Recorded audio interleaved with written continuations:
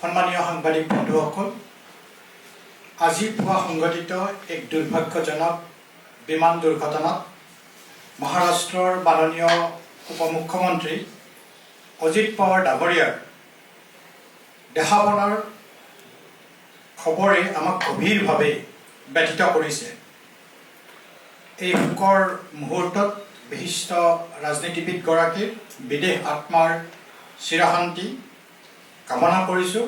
লগতে পৰিয়ালবৰ্গ আৰু তেখেতৰ শুভাকাংক্ষী আৰু মহাৰাষ্ট্ৰবাসীলৈ আমি গভীৰ সমবেদনা জ্ঞাপন কৰিছোঁ। পেৰাচুটেৰে অসমৰ ৰাজনীতিত লেণ্ডিং কৰা গৌৰৱ গগৈয়ে কৈছে হু ইজ হিমন্ত বিশ্ব শৰ্মা বুলি প্ৰশ্ন কৰিছে। হিমন্ত বিশ্ব শৰ্মা ডাঙৰীয়াৰ ককা বা হিমন্ত বিশ্ব শৰ্মা ডাঙৰীয়াৰ দেউতাক কোনো ৰাজনীতিক নাছিল, কিন্তু গৌৰৱ গগৈ ডাঙৰীয়াৰ পিতৃ তৰুণ গগৈ ডাঙৰীয়া অসমৰ ৰাজনীতিত যদি মুখ্যমন্ত্ৰী হিচাপে অধিষ্ঠিত নহ'লহেঁতেন তেতিয়াহ'লে গৌৰৱ গগৈৰ আজি অসম প্ৰদেশ কংগ্ৰেছৰ সভাপতি হ'ব পাৰিলেহেঁতেন নে?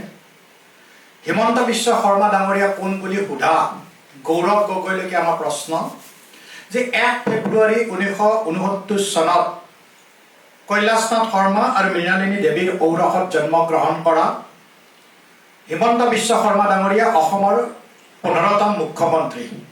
আৰু সেইগৰাকী মুখ্যমন্ত্ৰী যিগৰাকী মুখ্যমন্ত্ৰীৰ পত্নী, পুত্ৰ আৰু কন্যা, তেখেতে সগৌৰৱে ক'ব পাৰে তেখেতসকল মা ভাৰতী আৰু আই অসমীৰ সন্তান, তেখেতসকল ভাৰতৰ নাগৰিক। কিন্তু সেই গৌৰৱ গগৈ 4জনীয়া পৰিয়ালটোৰ 3জনে আজিও বিদেশী, এতিয়ালৈকে ভাৰতৰ নাগৰিকত্ব নাই। আৰু তেখেতে প্ৰশ্ন কৰে হু ইজ হিমন্ত বিশ্ব শৰ্মা। তেখেত দেউতাক আহোমৰ প্ৰতিনিধি আছিল, নিজে আহোমৰ প্ৰতিনিধি।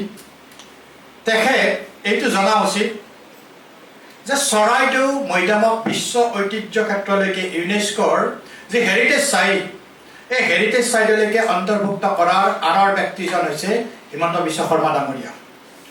এইগৰাকীয়ে হিমন্ত বিশ্ব শৰ্মা ডাঙৰীয়া যেতিয়া প্ৰথমখন দলং স্বাধীনতাৰ পিছত ব্ৰহ্মপুত্ৰৰ ওপৰত আমি 1962 চনত পাইছিলোঁ, আৰু তাৰে পিছৰখন দলং পাবৰ কাৰণে আমি 25 বছৰ ৰখিবলগীয়া হৈছিল কলীয়া ভোমোৰা দলং। তৃতীয়খন 1998 চনত 11 বছৰ পিছত নৰনাৰায়ণ সেতু আমি পাবলৈ সক্ষম হৈছিলোঁ। এইগৰাকী হিমন্ত বিশ্ব শৰ্মা ডাঙৰীয়া আৰু নৰেন্দ্ৰ মোদী ডাঙৰীয়াৰ নেতৃত্বাধীন চৰকাৰৰ সময়তে আমি 4খনৰ কাম আজিও চলি আছে। ধুবুৰী ফুলবাৰী, গুৱাহাটী উত্তৰ গুৱাহাটী যিখন ভৰলুৰ দলং, পলাবাৰী শুৱালকুছি আৰু যোৰহাটৰ মাজুলী। এই হিমন্ত বিশ্ব শৰ্মা ডাঙৰীয়াৰ নেতৃত্বতে আজি অসমৰ প্ৰত্যেকখন জিলাতে মেডিকেল কলেজ হ'বলৈ গৈ আছে। অসমত 2008 চনলৈকে 6খন মেডিকেল কলেজ আছে। আজি অসমত 15খন মেডিকেল কলেজ ইতিমধ্যে সমাপন হৈছে, আৰু প্ৰত্যেকখন জিলাতে 100খনকৈ মেডিকেল কলেজ হ'ব। আৰু এইগৰাকীকে গৌৰৱ গগৈ ডাঙৰীয়াই সোধে হু ইজ হিমন্ত বিশ্ব শৰ্মা ডাঙৰীয়া। তাতকৈ গৌৰৱ গগৈৰ প্ৰতি মোৰ এটা প্ৰশ্ন। 2 ডিচেম্বৰ 2025 চনত সংসদত শীতকালীন অধিৱেশন হৈছিল, আৰু সেই শীতকালীন অধিৱেশনত চৰ্চাৰ কাৰণে আনিছিলে আমাৰেই মিত্ৰ দলৰ বীৰেন্দ্ৰ প্ৰসাদ বৈশ্য ডাঙৰীয়াই যি 6 জনগোষ্ঠীৰ জনজাতিকৰণ দিব লাগে বুলি সেইখন আলোচনাৰ মজিয়ালৈকে আনিছিল সংসদৰ। মোৰ প্ৰশ্ন, নিজে এজন আহোমৰ প্ৰতিনিধি গৌৰৱ গগৈয়ে সেই আলোচনাত অংশগ্ৰহণ কৰাৰ পৰিৱৰ্তে কিয় অসমৰ কংগ্ৰেছৰ সাংসদ গৌৰৱ গগৈ, প্ৰদ্যুৎ বৰদলৈ আৰু ৰকিবুল হুছেইনে SIRৰ নাম লৈ তাৰ পৰা সেই আলোচনাৰ পৰা আঁতৰি থাকিল? গতিকে গৌৰৱ গগৈ ডাঙৰীয়াৰ প্ৰতি এটা প্ৰশ্ন যে তেখেতৰ পিতৃ তৰুণ গগৈ ডাঙৰীয়া 15 বছৰ অসমৰ মুখ্যমন্ত্ৰী আছিল, আহোমৰ প্ৰতিনিধি আছিল তেখেত। হিতেশ্বৰ শইকীয়া ডাঙৰীয়াই 8 বছৰ মুখ্যমন্ত্ৰী আছিল, তেখেত আহোমৰ প্ৰতিনিধি আছিল। 23 বছৰ দুগৰাকী আহোমৰ প্ৰতিনিধি অসমৰ ৰাজনৈতিক প্ৰেক্ষাপটত মুখ্যমন্ত্ৰী হৈছিল। 1980 চনৰ আগতে 1980 চন মানতে আহোমে লগতে 6টা জনগোষ্ঠীয়ে জনজাতিকৰণ বিচাৰিছিল কি কৰি থৈ গৈছিল তেখেতসকলে গতিকে গৌৰৱ গগৈ ডাঙৰীয়াই যি মতা মাছ মাইকী মাছ বুলি এতিয়াও প্ৰশ্ন কৰে সেই গৌৰৱ গগৈ ডাঙৰীয়াই কেনেকৈ অনুভৱ কৰিব হুই হিমন্ত বিশ্ব শৰ্মা ডাঙৰীয়া এই আধুনিক অসমৰ খনিকৰ ইয়াৰ বিপৰীতে আধুনিক অসমৰ এই যে আমাৰ মান তাৰে ৰজালৈকে উত্তৰণ হৈছে গৌৰৱ গগৈ আৰু বদন বৰফুকন প্ৰধান সেনাপতিৰ ৰূপত বদন বৰফুকন ৰূপত উন্নীত হৈছে এই আমাৰ অখিল গগৈ ডাঙৰীয়া আজমল ডাঙৰীয়াই বদৰুদ্দিন আজমল ডাঙৰীয়াই ধমকি দিছে তেখেতে কৈছে যে 20 বছৰ পিছত বোলে অসমখন মিয়াই দখল কৰিব আৰু সেইকাৰণে আমি কওঁ তেখেতৰ কথাখিনি যদি চাই এই কথাখিনিত গ্ৰহণযোগ্যতাৰ ফালে গৈ কোনে সহায় কৰি আছে ইন্ধন কোনে যোগাই আছে এই প্ৰদেশ কংগ্ৰেছ আৰু ৰাইজৰ দলে আৰু সেইকাৰণে আমি কৈছিলোঁ যে পাকঘৰৰ বিধায়কৰ সহায় লৈ চেয়াৰমেন আদিৰ সহায় লৈ অখিল গগৈয়ে আধুনিক অসমৰ প্ৰধান বৰ্ষলৈকে উত্তৰণ হৈছে আৰু গৌৰৱ গগৈয়ে এই যে ক'বলৈ সাহস পাইছে বদৰুদ্দিন আজমলে এই 20 বছৰ পিছত অসমখন মিয়াৰ দখললৈকে যাব আমাৰ স্পষ্ট বিজেপিৰ স্পষ্ট কথা 2014 2019 আৰু 2024 লোকসভা নিৰ্বাচনত আৰু 2016 আৰু 2021 বিধানসভা নিৰ্বাচনত আমাৰ এজনো মিয়া বিধায়ক নাছিল আৰু 2026তো আমি স্পষ্ট আৰু দৃঢ়তাৰে কৈছোঁ 2026 চনতো আমাৰ মিয়াৰ বিধায়ক নাথাকে আমাক মিয়াৰ ভোট নালাগে কিন্তু সেইখিনি মুছলমানৰ আমাৰ ভোট লাগে যিখিনি অসমৰ বায়ু পানী মাটি বায়ু আমাৰ মাটিত থাকি ইয়াৰে বায়ু পানী সেৱন কৰিছে অসমৰ কৃষ্টি সংস্কৃতি সভ্যতা আকোৱালি লৈছে সেইখিনি বৰ অসমৰ আমাৰ মাজৰে খিলঞ্জীয়া মুছলমান তেখেতসকল আমাৰ বৰ অসমৰে এজন কিন্তু যিখিনি আগ্ৰাসনৰ ফলত আমাৰ কৃষ্টি সংস্কৃতি সভ্যতাৰ ফলত প্ৰত্যাহ্বান আহিছে সভ্যতাৰ কাৰণে তেখেতসকল আমাৰ কাৰণে মিয়া তেখেতসকল আমাৰ কাৰণে অচিনাকি মানুহ আৰু সেইখিনিৰ ভোট আগতেও আমাক লগা নাই আজিও আমাক নালাগে আমাৰ একদম স্পষ্ট বিজেপিৰ স্পষ্ট নীতি স্পষ্ট বিশ্বাস আমি অহাবাৰ নিৰ্বাচনতো 2026 চনতো মিয়াবিহীন আমি জনতা জনাৰ্দন যি আমাৰ খিলঞ্জীয়া জনতা জনাৰ্দন আছে তেখেতসকলৰ আশীৰ্বাদত এখন আমাৰ অসমক ভাৰতৰ 5খন সৰ্বশ্ৰেষ্ঠ ৰাজ্যৰ ভিতৰত প্ৰতিষ্ঠা কৰাৰ স্বাৰ্থত খিলঞ্জীয়া আমাৰ ভূমিপুত্ৰসকলৰ আশীষ লৈ 2026 চনত অসমত পুনৰবাৰ আমাৰ মিত্ৰজোঁটৰ বিজেপি নেতৃত্বাধীন মিত্ৰজোঁটৰ চৰকাৰ হ'ব ধন্যবাদ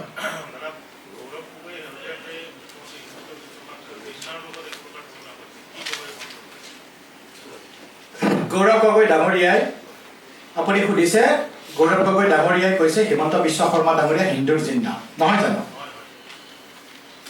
এই জিন্নাই ধৰ্মৰ ভিত্তিত ভাৰতক বিভাজন কৰা নাছিল আৰু সেই নেহেৰুৱে এই জিন্নাৰ পৰা ধাৰে লৈ আহিছিল 23 জন এই মুছলিম লীগৰ নেতা যাক কনষ্টিটিউৱেণ্ট এছেম্বলিৰ সদস্য কৰি দিছিল গৌৰৱ গগৈ এইবিলাক নাজানে জনা হ'লে নকলেহেঁতে এই গৌৰৱ গগৈ এইটো কথাও চাগে নাজানে জানিও নাজনাৰ ভাও জৰিলে কি কৰিব শুই থকা মানুহকে আমি সোনকালে উঠাই দিব পাৰোঁ কিন্তু যিয়ে ভাও ধৰে এই গৌৰৱ গগৈ সেইকাৰণে মই কৈছিলোঁ পেৰাচিট লেণ্ডিং হৈছে অসমৰ ৰাজনীতি তেখেতে সৈয়দ মহম্মদ ছাদুল্লাহ যাক নেহেৰুৱে ড্ৰাফটিং কমিটিৰ কনষ্টিটিউশ্যনৰ ড্ৰাফটিং কমিটিৰ মেম্বাৰ বনাই দিছিল সেইজন ছাদুল্লাই অসমত এই মিয়াৰ আনি ভৰ্তি কৰি দিছে সেইজন ছাদুল্লাই 1946 চনত কি ইচ্ছা কৰিছিল যে অসমখনক পূব পাকিস্তানৰ অন্তৰ্ভুক্ত কৰিব খুজিছিল আৰু আজি সেই যে গৌৰৱ গগৈ কৈছে অসমত হিমন্ত বিশ্ব শৰ্মা হিন্দুৰ জিন্না মই কম যে এই যে আমাৰ ৰাজীৱ ভৱন আছে এই ৰাজীৱ ভৱনত জিন্নাৰ জিন আছে কংগ্ৰেছৰ বুকুত জিন্নাৰ জিন আছে আৰু সেইকাৰণে ৰাজীৱ ভৱনত ইফতাৰ হয় ইস্তেমা হয় গতিকে ইতিহাস নাজানিলে কি কৰিব দুৰ্ভাগ্য সেইটোৱে পেৰাচিট লেণ্ডিং কৰিছেতো মতা মাইকী মাছ বিচাৰি ফুৰে নহয় তাতকৈ বেছি কি আশা কৰিব পাৰি গৌৰৱ গগৈৰ পৰা 2026 নিৰ্বাচন আহি আছে জনতাই দেখুৱাই দিব কোন জিন্না হয় যাৰ এতিয়ালৈকে প্ৰুভ কৰিব পৰা নাই পাকিস্তানৰ লগত লিংক আছে, সেইকাৰণে গৌৰৱ গগৈৰ মুখৰ পৰা সদায় পাকিস্তান ৰিলেটেড নামবিলাকহে আহে, বেলেগ নাম নাহে।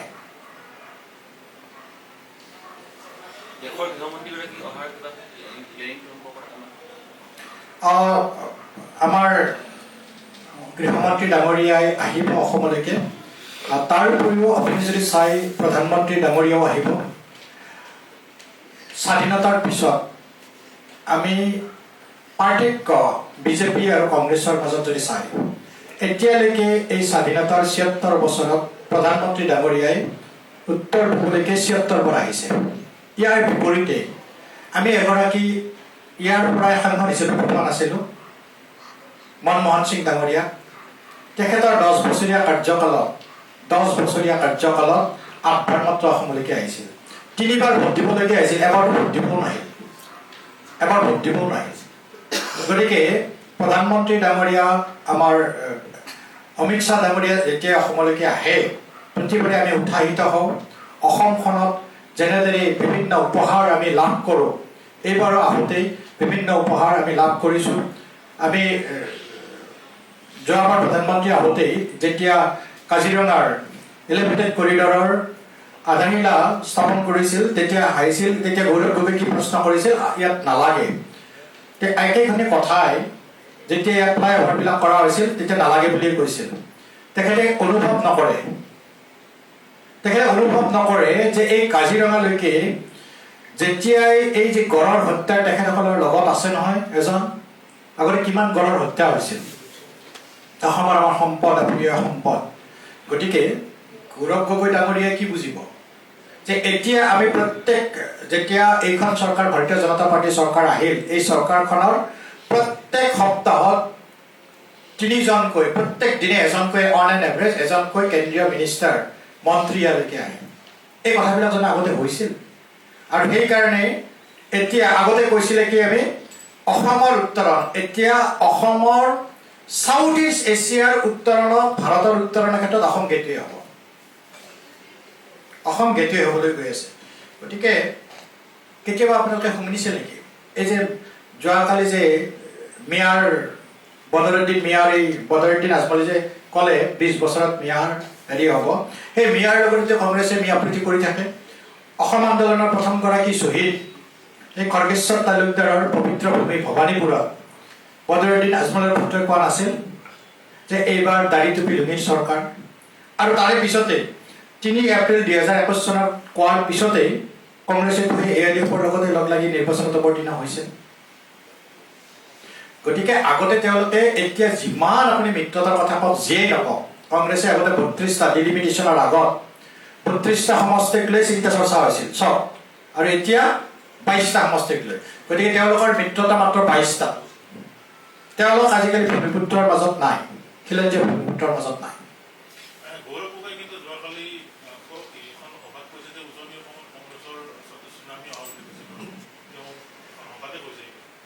চুনামি আহিছে। গৌৰৱ গগৈ সুধিবচোন আপোনালোকে কেতিয়াবা পাৰিলে, গৌৰৱ গগৈ যেতিয়া জিকিছিল লোকসভাত, তাৰে পিছত পঞ্চায়ত নিৰ্বাচন হৈছিল। লোকসভাত কেইটা ZPC জিকিছে, কেইটা AP মেম্বাৰ জিকিছে, কিমানটা গাঁও পঞ্চায়তৰ মেম্বাৰ জিকিছে? এটাও জিকা নাই। গতিকে বিপদ আসন্ন। আৰু কেনেকৈ হ'ব? মইতো কৈছিলো মোগলৰ ৰজাৰূপে উত্তৰণ হৈছে গৌৰৱ গগৈ, প্ৰধান সেনাপতি হৈছে আপোনাৰ অখিল গগৈ। কি কৰিছিল আগতে? কিয় 69 বছৰত উজনি অসমৰ এটা বৃহত্তৰ অঞ্চল অৰ্থনীতিত অৰিহণা যোগাই থকা এটা ক্ষেত্ৰ হৈছে চাহ উদ্যোগ। এই 69 বছৰলৈকে কিয় ৰখিবলগীয়া হ'ল চাহ উদ্যোগৰ কৰ্মচাৰীসকলে কৰম পূজাত বন্ধ দিয়াৰ কাৰণে? কৰিছিল জানো? তাৰ উপৰিও আমি কিয় আমাৰ লগত থাকিব? এই চাইমন সিংহ, দয়াল দাস পানিকা, এই চাহ উদ্যোগৰ সেই বীৰ পুৰুষসকলক আমি আগুৱাই আনিছোঁ। তেখেতসকলৰ নামত অকল তেখেতসকলক আগুৱাই নহয়, আমি তেখেতসকলৰ নামত আঁচনিৰ জৰিয়তে সমাজখনক চাহ এই কৰ্মচাৰী ভাইসকলক আগুৱাই আনিছোঁ। গতিকে তেখেতসকল ক'তো নাই। থকা হ'লে আপুনি ইমান মিয়াপ্ৰীতিৰ কথা কিয় ওলালে হয়? তেখেতসকলতো আমাৰ ভূমিপুত্ৰৰ মাজত নাই। কেতিয়াবা শুনিছে নেকি? তেখেতসকলৰ সদায় আপোনালোকে নিউজ কৰে, কেতিয়াবা নিউজ কৰকচোন যে তেখেতসকলে খিলঞ্জীয়া ভূমিপুত্ৰৰ কাৰণে উজনি অসমত ছিট শ্বেয়াৰিঙক লৈ প্ৰব্লেম হৈছে, কেতিয়াও নহয়। তেওঁলোকৰ ছিট শ্বেয়াৰিঙৰ প্ৰব্লেমটো ক'ত হয়? কেৱল মাত্ৰ 22টা সমষ্টি, যি 22টা সমষ্টি সংখ্যালঘুৰ উদ্যোগিত, কেতিয়াওতো বাকী সমষ্টিক লৈ নহয়। আৰু তেওঁলোকৰ এনেও আপুনি যিটো কৈছে গৌৰৱ গগৈ ডাঙৰীয়াই কেতিয়াবা তেওঁলোকে কৈ থাকে, যোৱাকালি গৌৰৱ গগৈ ডাঙৰীয়াই যদি সুধিবচোন কিয় উত্তৰ পূবৰ কাৰণে যিখন পাটকাই দিছিলে যোৱাকালি পিন্ধাৰ কাৰণে পৰহি গণৰাজ্য দিৱসৰ দিনা অনুৰোধ কৰিছিলে, সকলোকে আগ্ৰহ প্ৰকাশ কৰিছিলে ৰাষ্ট্ৰপতি মহোদয়াই, কিয় নিপিন্ধিলে? তেখেতটো উপদলপতি নহয় লোকসভাত, তেখেতে ৰাহুল গান্ধী সোধাৰ সাহস আছেনে যে আপুনি কিয় উত্তৰ পূবলৈকে অসন্মান কৰিলে? উত্তৰ পূবক সুধিব পাৰিবনে? কেতিয়াবা সেইটো সোধক। কিয় তেখেতে এটাও বক্তব্য নাৰাখে যেতিয়া ক্লাছ 10 নে ক্লাছ 12 পাছ নিজে কনফিউজ, সেই হেৰিৰ পুত্ৰই খাৰ্গেৰ পুত্ৰই অসমত টেলেণ্ট নাথাকা বুলি কয়, তেখেতে সুধিব পাৰিবনে আপুনি কিয় কৈছে? যেতিয়া কয় ৰেৱন্ত ৰেড্ডীয়ে যে কংগ্ৰেছ মানে মুছলমান, মুছলমান মানে কংগ্ৰেছ, তেখেতে কিয় প্ৰশ্ন কৰিব নোৱাৰে যে 100 বছৰীয়া এই কংগ্ৰেছত যিখিনি হিন্দু আছে সেইখিনিৰ প্ৰতি আপুনি কিয় এনেকৈ মন্তব্য কৰিব? আমি আমাৰ কথা চাম, তেখেতে নিজৰ দলৰ কথা চাওঁ। নহ'লে তেখেতসকলৰ পৰা মানুহখিনি নোহোৱা হৈছে। স্বাধীনতাৰ পিছত গোটেই ৰাজ্যত নাছিল, আজি মাত্ৰ 3খন ৰাজ্যত কংগ্ৰেছ আছে। ভৰিৰ তলত মাটি নোহোৱা হৈছে। এই একে অৱস্থা হ'ব ইয়াতো 26ত।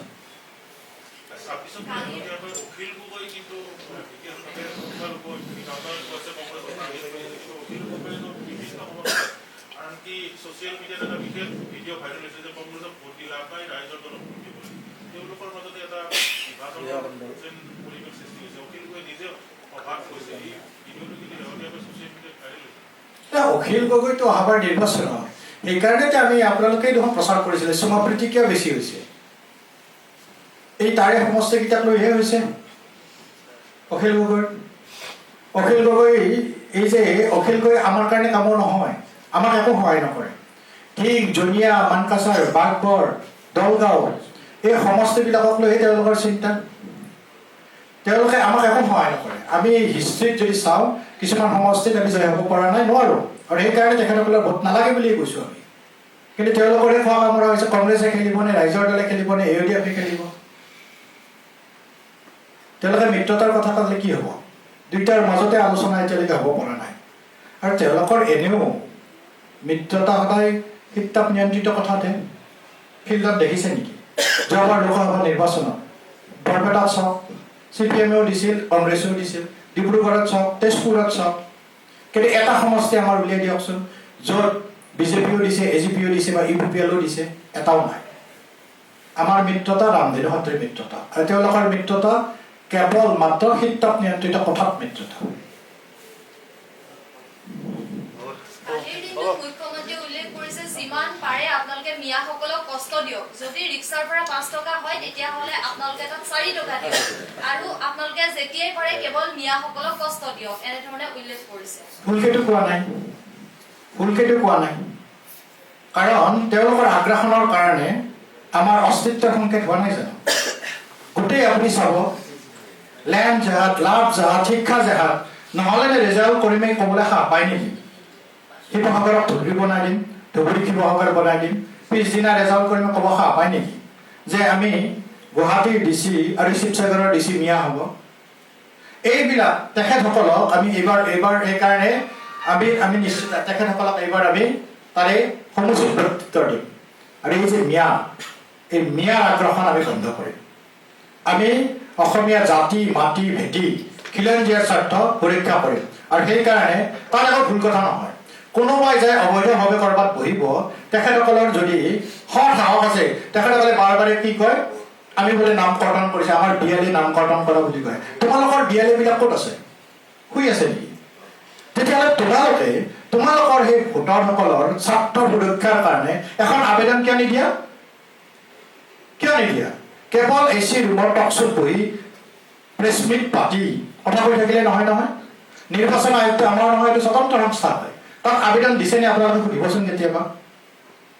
কিয় লখিমপুৰত যেতিয়া আমি উচ্ছেদ কৰোঁ ৭৪টা ফেমিলি বৰপেটাৰ পৰা ধুবুৰীৰ পৰা যাব লাগে, কিয় 20টা ফেমিলি মানকাছৰৰ পৰা যাব লাগে 65টা ফেমিলি নগাঁৱৰ পৰা যাব লাগে তাৰ ভোট কাটিব নালাগে আমি ভোট কাটিমেই দুঠাই ভোট হ'ব নোৱাৰে ষ্ট্ৰেইট কথা আৰু সেইকাৰণে আমাক কৈছোঁ এতিয়ালৈকে 2014 2019 2024 লোকসভা এজনো আমাৰ এমপি আমাৰ ইয়াৰ পৰা নিয়া নাই 2016 2021 আমাৰ হেৰি নাই মিয়া আমাৰ বিধায়ক আমাক মিয়া বিধায়ক নালাগে আমাক মেয়ৰ ভোট নালাগে স্পষ্ট কথা